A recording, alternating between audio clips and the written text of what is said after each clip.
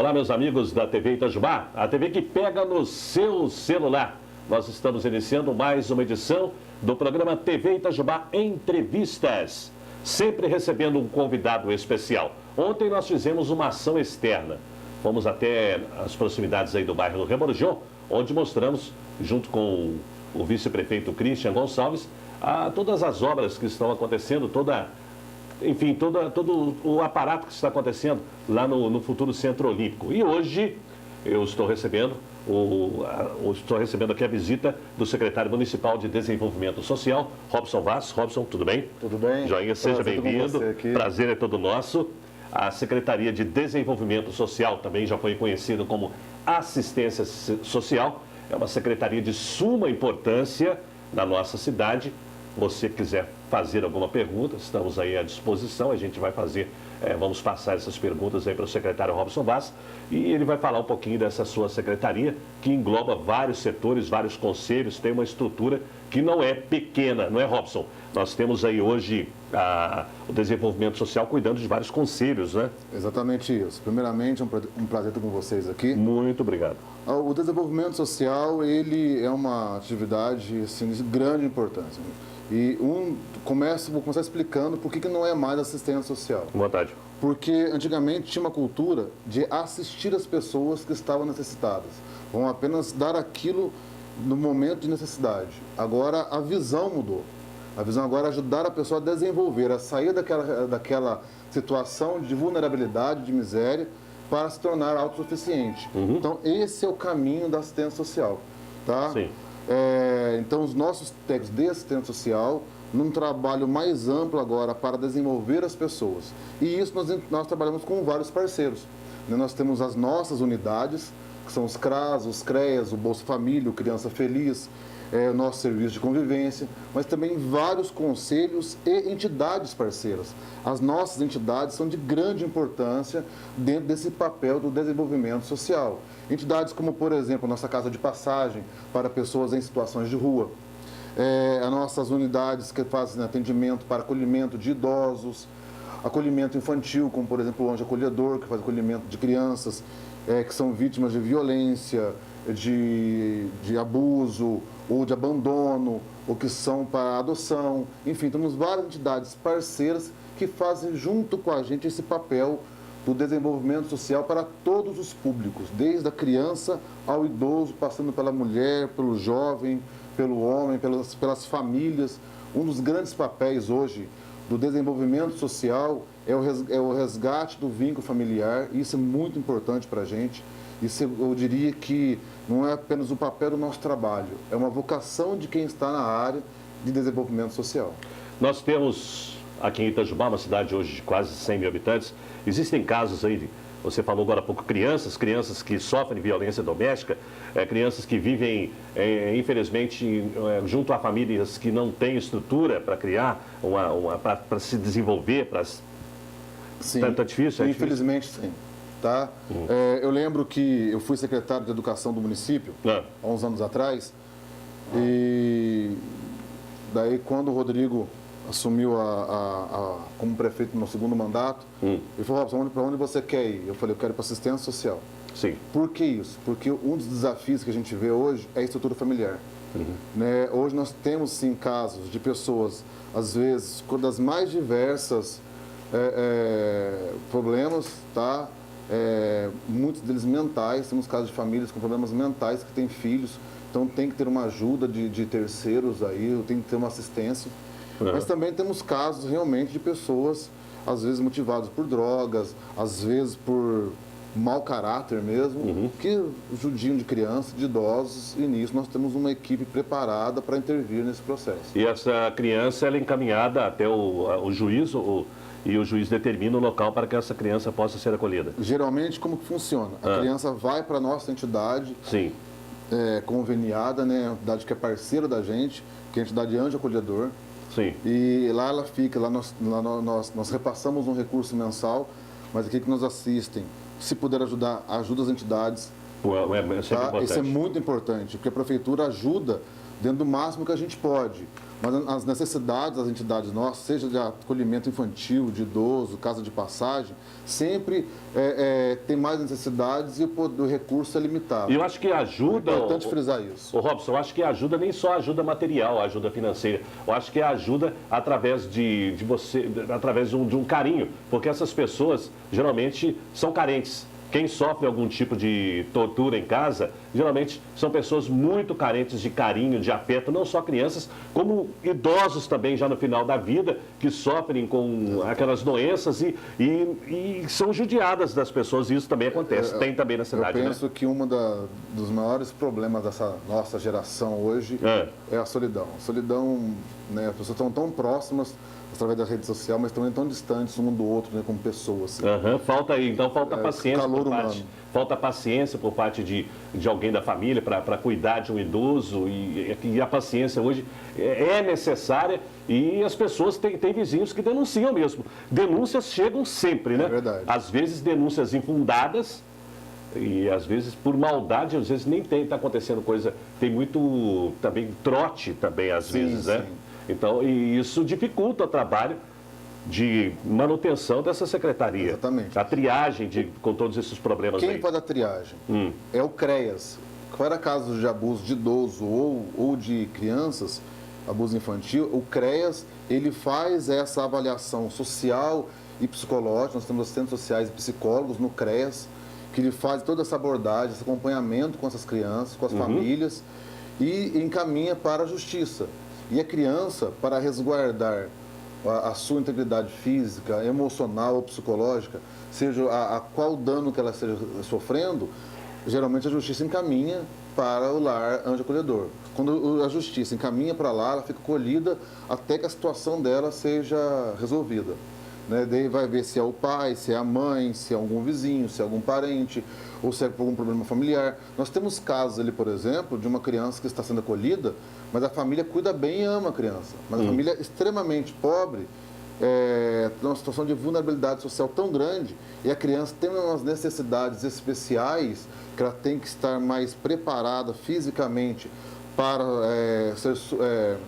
enfrentar uma cirurgia, que ela foi para o lar para cuidar melhor da situação dela, mas com todo o apoio da própria família, entendeu? Então, às vezes vai para lá não é só porque teve abuso, mas porque é para o interesse daquela criança. A família, infelizmente, passa por uma situação financeira naquela linha abaixo da miséria, né? Exatamente. E precisa realmente que o município entre com algum tipo de recurso e cuide da criança. Exatamente isso. Itajubá, nós temos aqui um número de pessoas abaixo da miséria, comparando com outros municípios do mesmo porte, um número bem menor. Menor, né? Mas nós temos realidades aqui, muito tristes mesmo. Nós temos casos aqui de famílias que muitas vezes, muitos casos, envolvem ou drogas ou transtorno mental. Pessoas que vendem alimentos, né, dentro de casa para comprar drogas e isso desestrutura totalmente uma família, né? Até em termos agora de experiência humana mesmo, Sim. Eu sempre falo o seguinte, que as pessoas têm que se interagir mais, têm que ajudar. Eu tenho como propósito de vida a caridade, o servir. Tá? Eu acho que é muito pequeno a gente nascer, ter filhos, trabalhar e depois a gente vai embora desse plano.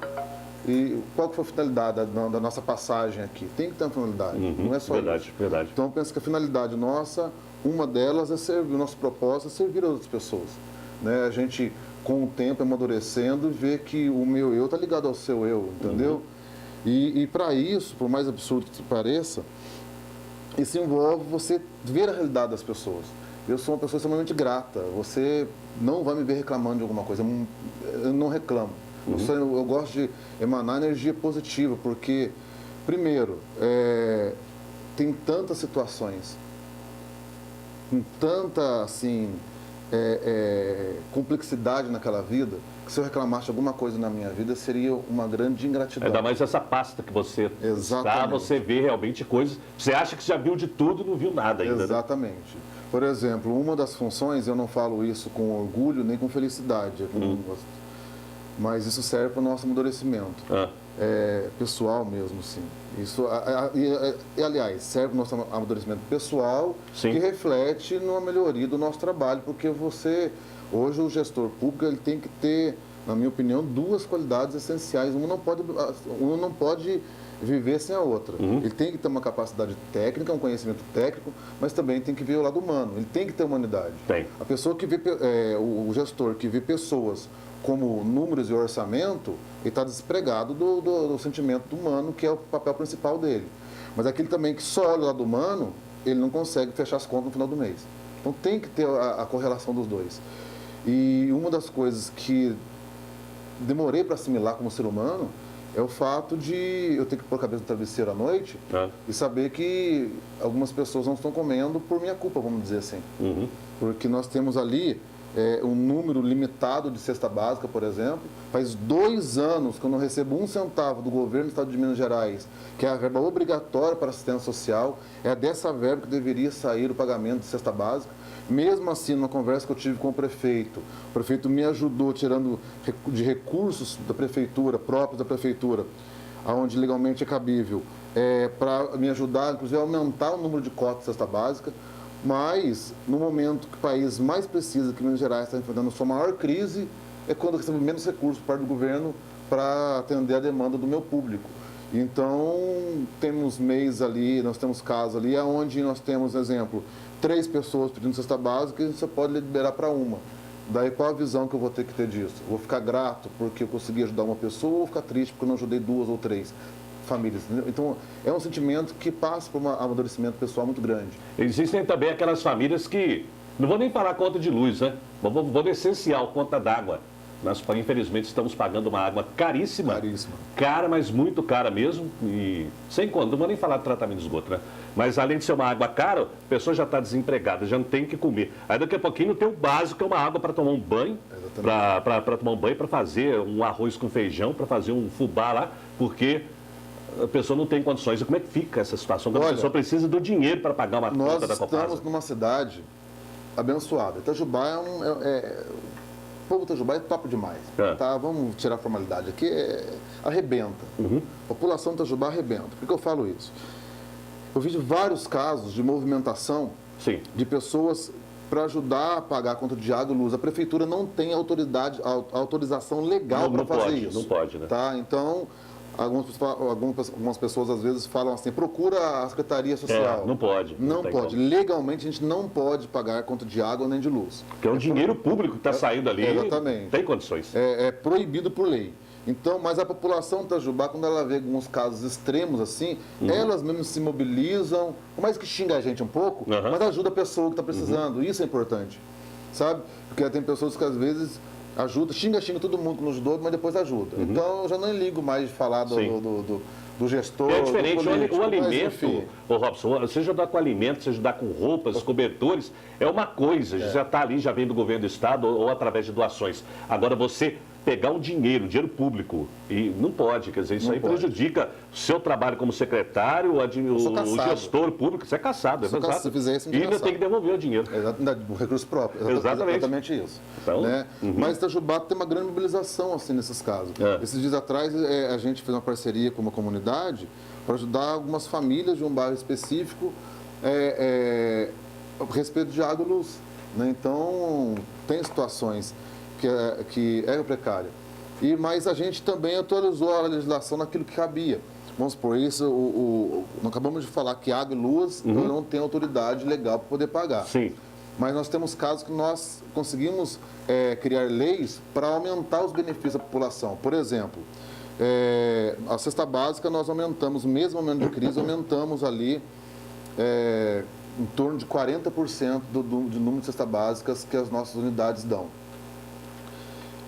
Nós criamos o auxílio funeral com translado. Tá? Então, hoje, se uma família vulnerável, uma família que não tem condições de arcar com os custos de enterro, de urna, né, do caixão, de algum ente querido que faleceu, a prefeitura pode ajudá-los, desde que procure a prefeitura antes de fechar pacote com o funerário. Tá? Se a pessoa não tiver condições de pagar, procura a nossa secretaria. Mas isso é feito, aí eu volto àquele assunto, é feita uma triagem antes de qualquer maneira, né? Tem um profissional nosso que fica de plantão e faz isso, tá? Se a pessoa não tiver condições de arcar, ela procura o nosso profissional, eles vão dar uma guia do auxílio funeral que isenta a taxa de sepultamento e também consegue uma urna simples, tá? Se a pessoa não tiver o espaço no cemitério, também é possível espaço no cemitério, tá? E a funerária também. Mas como que funciona isso? É rodízio, a pessoa não pode escolher, eu quero tal funerária. É o próximo do rodízio da nossa lista lá. É o rodízio da lista. E como Itajubá não tem, como Itajubá ainda não tem o velório próprio, como é que fica a situação? Aí a pessoa tem o que velório, a pessoa tem que, geralmente, procura alguma igreja, alguma geralmente as igrejas geralmente têm, né? Isso, tá? Mas nós criamos o auxílio funeral com translado, criamos o auxílio vulnerabilidade. Isso é uma coisa que pouquíssimas cidades do país existe. Eu criei aqui em Itajubá. O que é isso?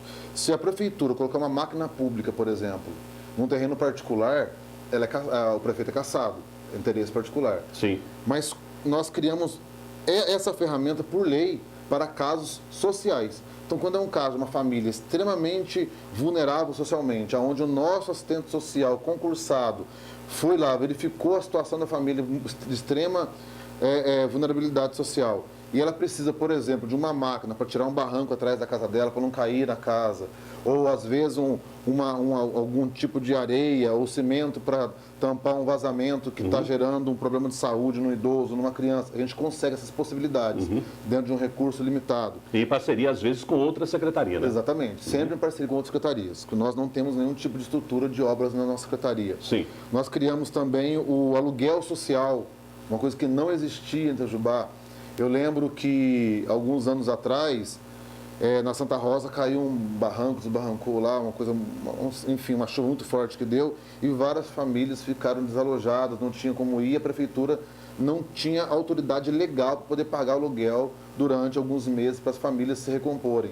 Hoje existe essa possibilidade. Sim. Quando é casos onde tem risco de vida ou de grave ameaça... Onde a Defesa Civil já condena a casa. Exatamente, a Defesa Civil condenou a casa. Ou casos de violência ou risco à integridade física de crianças ou idosos, a gente consegue disponibilizar de 3 ou até 6 meses de aluguel social no valor de até R$500 para ajudar a família que está atingida ali. Nós também agora estamos criando o auxílio maternidade. Durante esse ano, nós vamos criar um auxílio maternidade. Provavelmente vai ser um kit para as famílias assistidas pela área social, para dar ali um auxílio inicial quando o seu neném vem, né? E dentro daquela história nós falamos das famílias que não têm, muitas vezes, não teve oportunidade de ter conhecimentos para educar, criar o seu filho naquela fase inicial da vida. E nós também, eu criei lá junto com uma equipe muito bacana, aderi ao programa do governo federal do Criança Feliz, e hoje nós temos uma equipe muito boa. Nós atendemos 200 famílias, são assistidas semanalmente, onde a nossa equipe vai lá trabalhar a família, que tem crianças de 0 até 6 anos, mas principalmente de 0 a 3 anos, que é a primeiríssima infância, com ideias para como trabalhar com a criança na parte cognitiva, motora e principalmente o vínculo afetivo e emocional dos pais com os filhos ou daquele parente, daquele cuidador com o filho. Bom, meus amigos, nós trabalhamos em nome da Eletel Antenas Parabólicas, que tem os melhores pacotes para você assistindo a sua TV aí com aquela imagem em HD. É só você ligar aí para 3621-4600. Repito, a Eletel tem novos pacotes promocionais para você. Premier está aí, vamos começar os campeonatos regionais, futebol de volta, carnaval. Então tá aí. Saia do mono, né? Saia daquele sinal ruim. Então venha você também para uma imagem em HD, melhor som, melhor sinal e os melhores pacotes com a Eletel Antenas Parabólicas.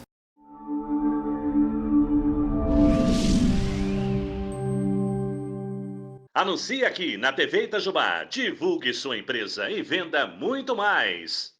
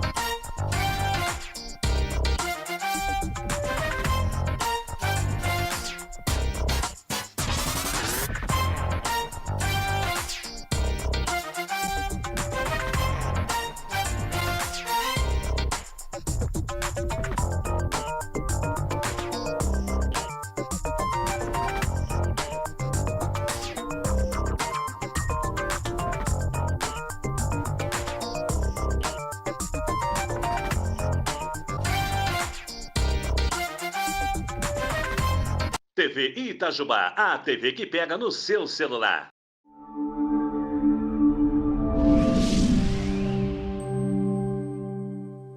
Estamos entrevistando o secretário municipal de Desenvolvimento Social, Robson Vaz, que está passando todos os detalhes aí a respeito da sua secretaria.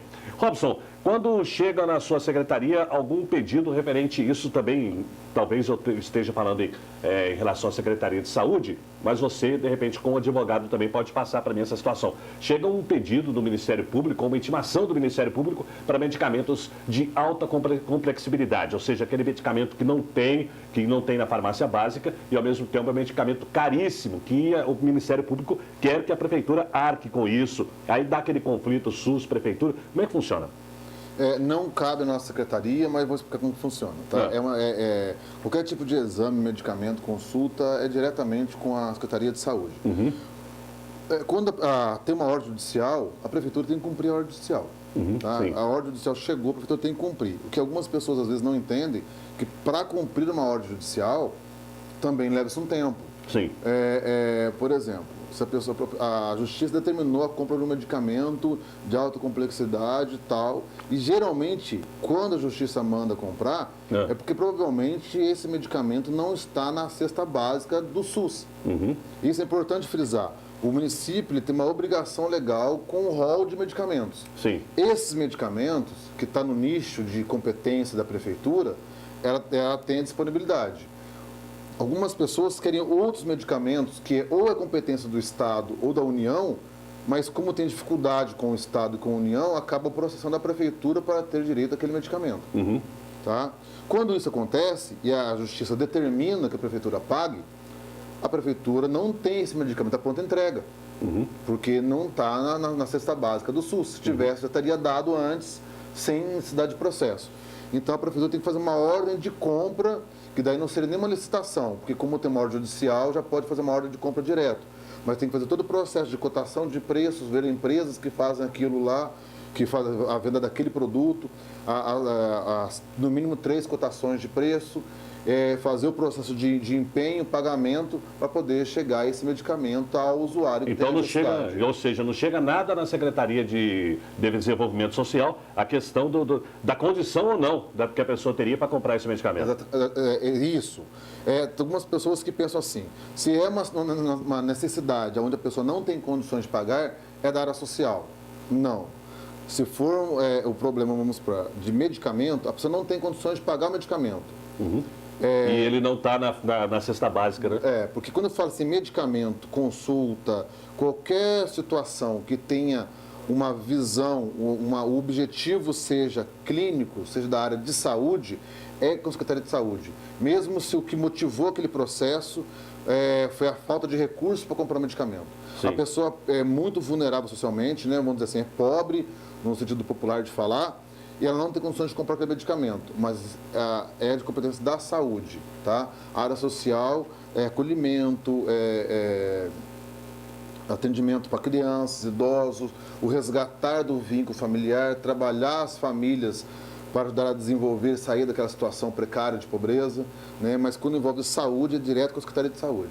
Ok, agora vamos falar, você falou de acolhimento, nós temos aí, cada bairro da cidade, infelizmente, tem um ponto de andarilhos. Alguns que se perderam na questão, vamos dizer, da pinga, né? E infelizmente estão doentes, e aqueles que são considerados mais perigosos, que são dependentes do crack, que eu costumo dizer que o crack é o capeta na terra, porque realmente a pessoa fica numa situação complicadíssima. E às vezes passa a pessoa, mas cadê a assistência social? Cadê o desenvolvimento social? Está vendo o cara caído aí, não faz nada? Quer dizer, às vezes o cara não quer, né? O cara não quer assistência da família, não quer assistência da prefeitura, não quer assistência de ninguém, quer aquela vida ali, né? Infelizmente. Exatamente isso. Hoje o grande desafio que nós temos é, sem dúvida, pessoas em situação de rua. A Constituição Federal é clara, todo mundo tem o direito de ir e vir. Sim. Tá? Então eu não posso ajudar ninguém contra a vontade daquela pessoa.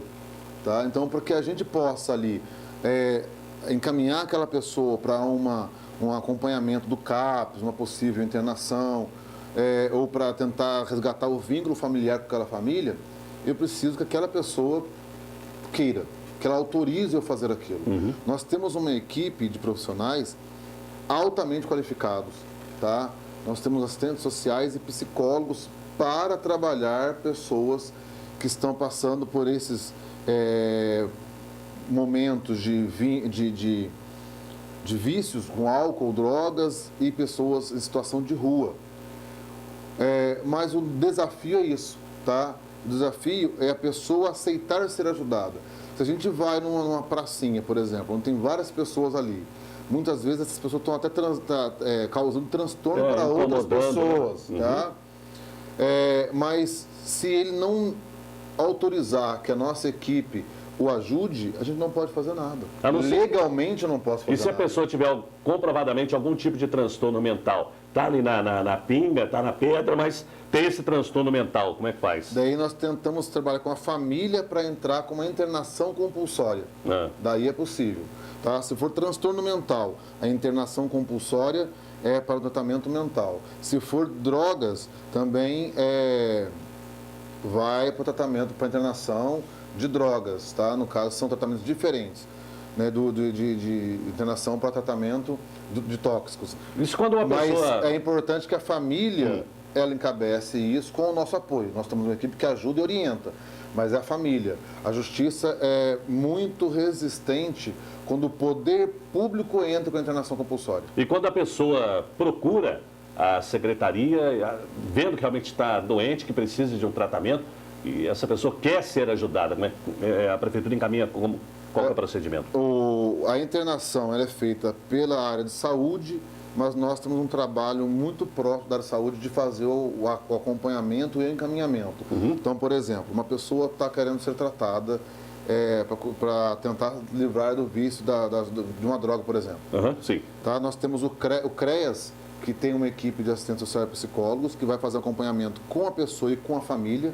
E a parte de tratamento das drogas é o CAPS-AD, que é ligado à saúde, que faz. E a parte de preparar a família tem um apoio do CREAS para isso. Porque também nós temos que preparar todo o contexto, né?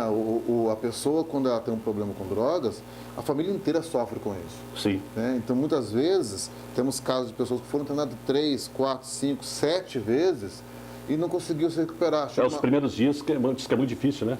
E daí chega uma hora que, às vezes, até a própria família, de tanto sofrer ali furtos daquela pessoa que tem problema com drogas, ou álcool, mas geralmente a drogas que é mais agressiva, né? A família muitas vezes sofreu violência por parte da pessoa que estava no momento drogado, pessoas que roubam. Teve uma família, uma mulher que eu estava conversando com ela, tentando ajudá-la, ela só tinha móveis grandes dentro de casa, sofá, cama e geladeira, o resto tudo não tinha mais. Qual que é o telefone para eu te ligar, para a gente poder marcar aqui para você vir? Não tenho telefone, porque eu já comprei 3 vezes, o meu filho rouba e vende para droga. Não é fácil. Então, ela queria ajuda para cuidar do filho dela. Então, é uma realidade muito triste que nós temos hoje. Né? E muitas das vezes a mãe procura, mas o filho não quer. Aí você não pode fazer nada. Daí, somente com internação compulsória. Agora, isso no caso, se for menor de idade?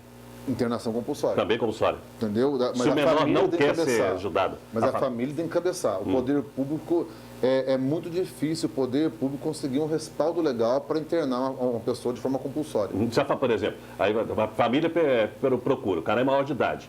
Ou existe essa diferença entre a pessoa ser maior ou menor de idade? Quando a pessoa está fora de ser necessitando, a justiça vai ter o mesmo olhar de atenção. Isso aí não tem problema, não. E essas igrejas evangélicas que costumam fazer esse trabalho também de recuperar esses alcoólatras e esses drogados, existe algum tipo de parceria? Nós temos parcerias com várias delas. Aqui em Itajubá mesmo nós temos uma entidade feminina que começou há pouco tempo, está se estruturando legalmente em todos os quesitos que a lei pede, que é a DASA. Né? Porque é a primeira feminina de Itajubá. Nós temos também aqui a Nova Jerusalém, do pastor Alcir, que também nós ajudamos lá, é um grande parceiro nosso. E temos o CTL do Gustavo, que é uma entidade também ali já muito consolidada, muito respeitada, uma das mais antigas de Itajubá. Enfim, temos várias aqui, talvez, me desculpe alguém se estiver esquecendo de alguma delas aqui, eu sei que tem mais umas 2 ou 3 aqui em Itajubá também. Né? E também temos entidades conveniadas com a prefeitura de outras cidades também, porque temos casos que é mais tranquilo, outros são mais agressivos. Temos casos que tem que tentar algum lugar onde a pessoa não pode sair porque ela foge. A própria pessoa já pede, mas arruma um lugar que eu não consiga fugir.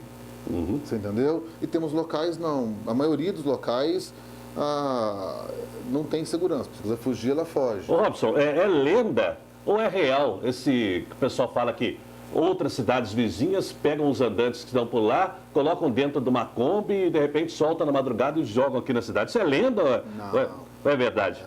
Kombi eu não... Na Kombi eu digo, eu estou levando pejorativo aqui, não. mas pega o carro, uma van, isso Várias é real? cidades pagam passagem para mandar para Itajubá. Né? Porque o cara fala que é de Itajubá, o cara quer vir para cá, ou como é que é? Não, já dá passagem para vir para cá.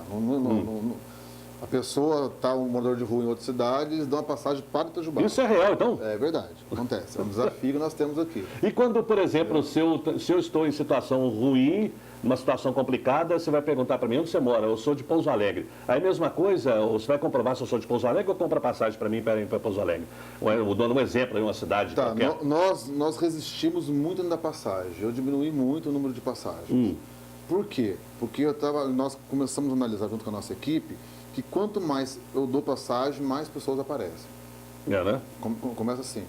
Entre eles, entre as pessoas em situação de rua, né, os chamados trecheiros, né, que andam de trechos em trechos, os que não são de Itajubá, eles também falam muito entre eles. Itajubá pegou uma forma boa, que o povo é bom, o povo dá dinheiro, o povo dá comida, o povo dá tudo na rua, você entendeu? E também tem a nossa casa de passagem, que pode tomar banho e dormir e ainda dá passagem. Eu comecei a dificultar a passagem. A passagem eu dou para casos específicos mesmo. Nós tem a família dele em tal lugar. Então tem o caso da família dele. Mas só para tocar de Itajubá a gente não faz isso não. Por quê? Porque quanto mais eu dou, eles comentam com outras pessoas e outros também vão vir para cá para andar de trecho em trecho. Vem até Itajubá, pega passagem para ir para São Paulo, por exemplo. Então a gente cortou e quando a gente corta, também pega entre Itajubá não dá passagem mais não, vamos para outra cidade que dá passagem. E de qualquer maneira, se a pessoa está numa situação de miséria, se a pessoa está cheirando mal, quer dizer, tem que também, de qualquer maneira, tem que dar um banho, uma alimentação da pessoa antes de colocar no ônibus também. Nossa casa de passagem dá 5 refeições por dia. Tá? Esse é um grande desafio, esse é um apelo que eu faço. Nós vamos voltar com uma campanha ainda mais forte contra a esmola para pessoas em situação de rua. Frisar bem, esmola para pessoas em situação de rua. É diferente da esmola daquele seu vizinho que está desempregado, a pessoa da sua igreja, do seu bairro, que está passando por um momento de dificuldade. Essa esmola para aquela pessoa que já tem uma estrutura familiar, que tem a sua casa, mas passa por um momento de dificuldade, essa esmola é benéfica, porque ela vai manter o vínculo familiar, vai manter a pessoa no seu ambiente familiar e residencial. Agora, a esmola para a pessoa em situação de rua, você está incentivando ela a ficar na rua e a pessoa que recebe esmola na rua, ela rejeita os nossos assistentes sociais e psicólogos. Você entendeu? Sim. A nossa equipe sabe de todas as pessoas da cidade. A pessoa que está nas pracinhas, nas ruas, a nossa equipe já abordou. Mas a maioria não quiseram ajuda, porque na rua consegue dinheiro, consegue alimento, consegue agasalho, consegue tudo. Quando ele não consegue isso na rua, eles ficam mais receptivos a ajuda dos nossos profissionais. Então, por isso que é importante não dar. Até vou passar bem rapidamente. Fica à vontade. Uma passagem bíblica. Na Bíblia fala que um paralítico procurou Jesus e pedindo a bênção de Jesus. Jesus, ele poderia dar o que ele quisesse. Poderia tornar o cara príncipe, o cara rei, dar riquezas. O que ele fez para aquela pessoa? Curou. Ele só deu para a pessoa a oportunidade de ganhar aquilo proporcional ao trabalho que ele fizer. Ou seja, a tua fé salvou. Ele deu a ele só a oportunidade de trabalhar e conseguir ganhar o recurso que ele mesmo fizer por merecer. Sim. Não deu nada mais do que aquilo, deu a oportunidade de trabalhar. É isso, quando as pessoas dão dinheiro, dão qualquer outro tipo de benefício, ela está atrapalhando a pessoa em situação de rua, porque ela está incentivando a pessoa a ficar na rua. Tá? Então, esse é um apelo que a gente faz para não fazer. Então, o que a gente faz aqui? Nós fazemos um trabalho onde as pessoas que são de Itajubá, nós tentamos resgatar o vínculo familiar. Tá? E quem não é de Itajubá, a gente a nossa casa encaminha para a casa de passagem para ver qual a cidade de origem. Mas, infelizmente, acontece isso sim. Infelizmente. Nós temos até uma pessoa muito conhecida na cidade, um cara maravilhoso, que infelizmente, né, tem uma família grande, uma família muito bondosa, um cara que já foi até candidato a vereador, coitado. Hoje ele está numa situação mais... Todo mundo quer ajudar, mas ele não quer família. Esse rapaz, você está falando, não vou nem dar o nome aqui. Não vamos ter mais respeito, mas é uma pessoa maravilhosa. Ele estava do lado de fora do parapeito da ponte, pulando no rio. Então, ele, felizmente... Eu grudei ele lá pro pescoço, ele é grande ainda, maior do que eu. Eu cair junto com ele, aí veio um pessoal um cara maravilhoso, do lado, me segurou, enfim. Tem um cara maravilhoso, assim, dramáticos aqui. E diga, família grande, todos da família que já tentaram ajudar, mas infelizmente ele não quer. Mas então, como não citamos nome, vamos mudar de... Mas a gente, de coração, quem sabe, né? A fé é maior. Quem sabe um dia essa pessoa possa se recuperar. Não só ele, como outros aí que estão em situação de rua, não só na nossa cidade, como também aí de uma maneira geral. Nós temos aí um novo presidente, né? E com essa nova administração, estão prometendo a revisão do Bolsa Família, Bolsa Escola. Já chegou alguma coisa para você? Como é que funciona isso na sua secretaria? Por parte do governo federal ainda não teve nenhum tipo de ação que mudasse nada da minha secretaria. Não diminui recursos, não diminuiu nada. Mas ainda é muito recente. Mas... essa triagem também para Bolsa Família, Bolsa Escola, passa pela sua secretaria, né? É da competência da nossa secretaria. E como funciona? Mas é isso que eu ia falar. Sim. A nossa secretaria, nós temos um responsável, uma equipe para o Bolsa Família, mas nós não liberamos o Bolsa Família, nem cortamos o Bolsa Família. É importante frisar isso. Tem muitas pessoas que acham que é a prefeitura que libera ou que corta. Não. A nossa equipe está lá para alimentar o sistema dentro das informações que o governo federal exige. Quem libera ou corta Bolsa Família é o governo federal, porque o governo federal, como ele faz? Tem um sistema online que os nossos profissionais alimentam o sistema com base nas informações que é necessário. Essas informações quem dá é a própria pessoa que vai pedir o Bolsa Família. Alimentou o sistema do governo federal, ele confronta dados com vários órgãos públicos, tá? Que nem nós não sabemos quais são. Provavelmente ele confronta dados com o Ministério do Trabalho, com o Imposto de Renda, com bancos públicos e com vários outros órgãos públicos que têm a ver com recursos, né? E com base nessa base de dados do governo federal, o sistema do governo federal libera ou corta Bolsa Família. O nosso papel é apenas alimentar o sistema, orientar as pessoas como funciona, tirar dúvidas, e quando a justiça manda para a gente fazer busca ativa, o que é busca ativa? Uma fiscalização no local. Daí a gente vai lá e fiscaliza no local quando é pedido pela Procuradoria. O cartão, tudo isso vem do governo federal? Governo federal. Cabe apenas fazer esse trabalho aí de fiscalização, então, no caso. Exatamente isso. Você falar assim, Robson, olha aqui, mas tem uma família lá muito pobre, ela encaixa no perfil do Bolsa Família, se libera? Não tem como liberar. O que a gente pode fazer é encaminhar para alimentar o sistema e o sistema vai liberar ou não. E se acontecer, por exemplo, o Marco Aurélio recebe Bolsa Família, Robson, o cara faz uma denúncia lá, o Marco Aurélio não precisa de Bolsa Família. Daí o assistente social do Bolsa Família vai fazer uma busca ativa no local. Uma visita para ver a veracidade da denúncia, né? Ok. Bom, mais algum assunto que esquecemos aí de alguma coisa referente à sua pasta? Nós temos a minha pasta, a pasta que tem vários trabalhos, teríamos assunto para falar muito tempo Com aqui. certeza, mas você vai voltar outras vezes aqui. O que eu quero fechar hoje aqui com chave de ouro é o casamento comunitário. Não podemos esquecer do casamento. Já foram 2 eventos? É o segundo agora. Vai ser o segundo agora. É o segundo agora, né? O primeiro evento eu não coloquei limite de casais.